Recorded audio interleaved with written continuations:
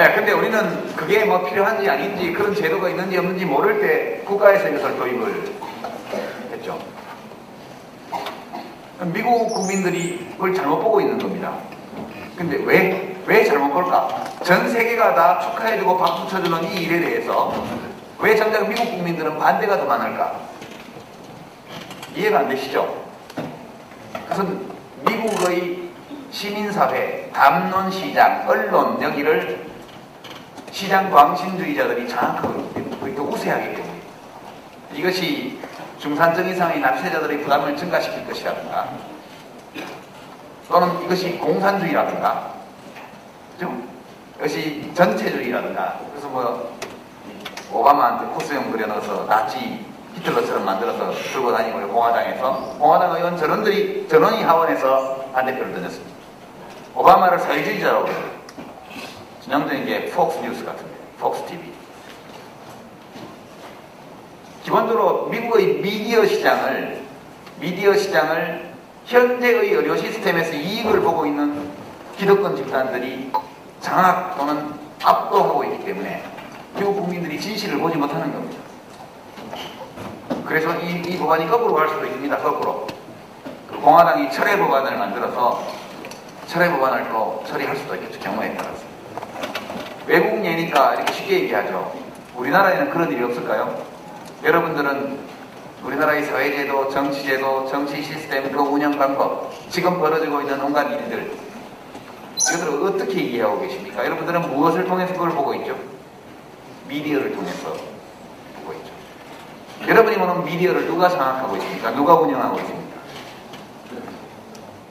우선 뭐 조중동 같은 대형 신문들은 그것은 친여신문, 친한나라당 신문, 친이명박 신문 이렇게 말해도 괜찮고 이명박 대통령을 친조중동 대통령 이렇게 말하는 것이 더 진실일지도 모르겠습니다. 이것은 언론이 아닙니다. 이미 이것은 하나의 기득권 집단이고 기업일 따름이지 이 신문들은 제가 이 신문들이 보수적이라서 비판하는 게 아닙니다. 이 신문들은 자기의 이익을 위해서 또는 자기가 옳다고 생각하는 바를 관철하기 위해서 조작과 왜곡, 누락 이런 나쁜 방법을 마구잡이로 쓰는 신문이기 때문에 그렇습니다.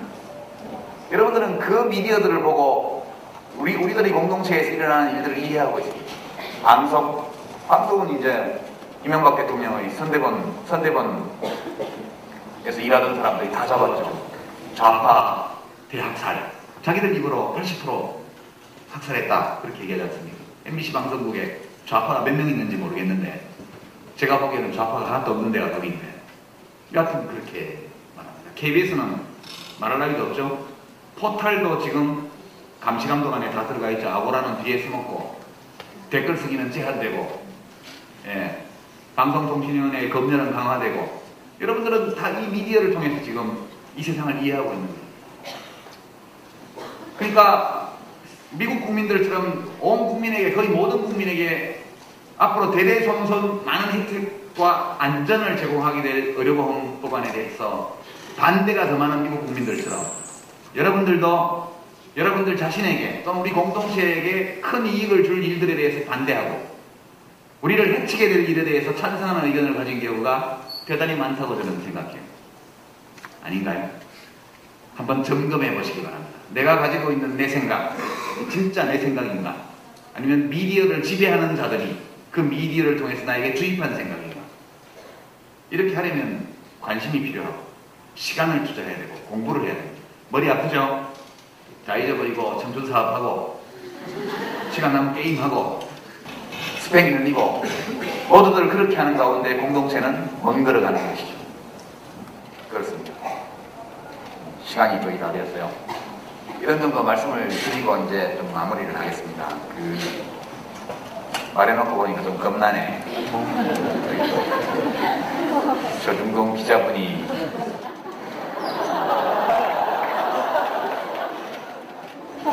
계실지 몰라서 제가 그 신문들을 미워하는 것은 아닙니다.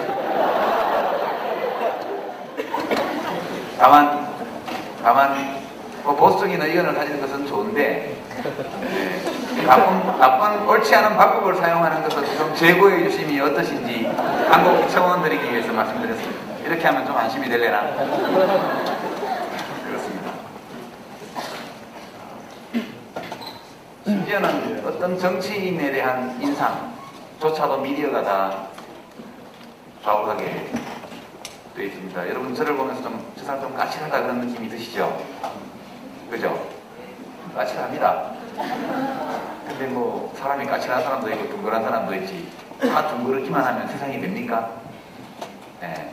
근데 이런 표현, 오늘 제가 미디어에 대해서 한 우려 이런 것들에 대해서 지금은 그 얘기를 안 들어요. 과거에 제가 정부에 있었을 때 또는 집권당에 있었을 때는 또 언론 탓 그렇게 반응이 나오죠.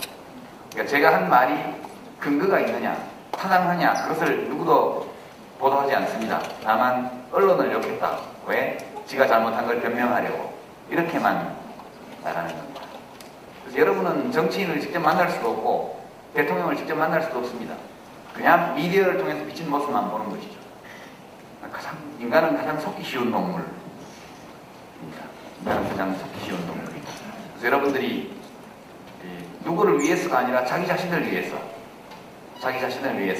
나와 타인의 관계, 나와 공동체의 관계, 우리들 각자가 하는 생각과 행동, 표출하는 견해 이런 것들이 우리의 공동체를 어떻게 바꿀 수 있는지 그 가능성에 대해서, 그리고 내가 가지고 있는 이 생각들이 진짜 옳은 생각인지 나의 생각인지 근거가 있는 생각인지를 늘 점검하는 이런 것이 민주시민으로서의 기본 소양이라는 단어로 저는 표현합니다. 민주시민으로서의 기본 소양은 학력과 관계없습니다. 학력하고 아무 상관이 없습니다. 요즘 뭐 여자는 뭐 모름지기 대학 졸업하고 1년 후에 시집 가야 되고 돈 잘 버는 남편 만나서 애는 최소한 둘 낳고 현모양처가 최고야 이런 말씀을 하신 어른도 좋은 대학 나왔지 않습니까? 그죠? 그 따님은 또 서울시 의회에 출마했던데 이 사고방식은 굉장히 점잖게 보이지만 나치의 사고방식입니다. 히틀러가 했던 말과 똑같습니다.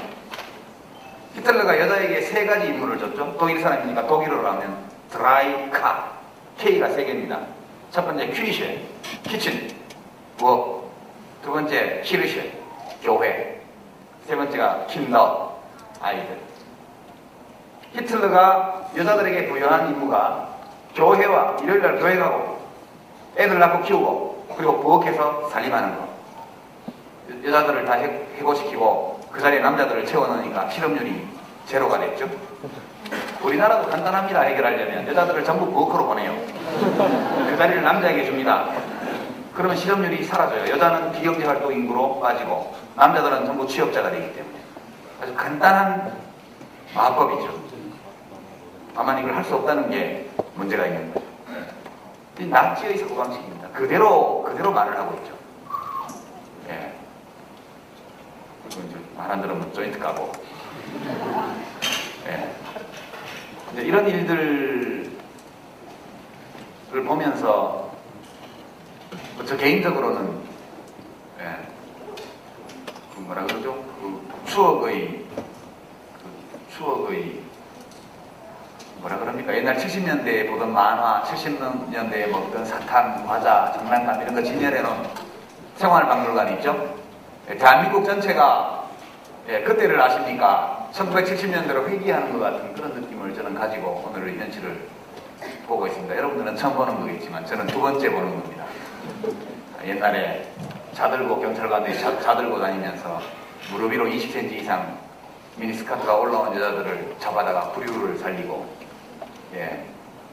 남자들 머리카락이 뒤 밑에서 5cm 이상 내려가면 바로 바리깡 들고 자르던 그 추억의 70년대로 잘못하면 조인트 까이고 이렇게 되는 시절을 보는 것 같은 느낌이 듭니다. 아침마다 국기에 대한 맹세 외치게 하자고 그러고 온갖 얘기 다 나오죠.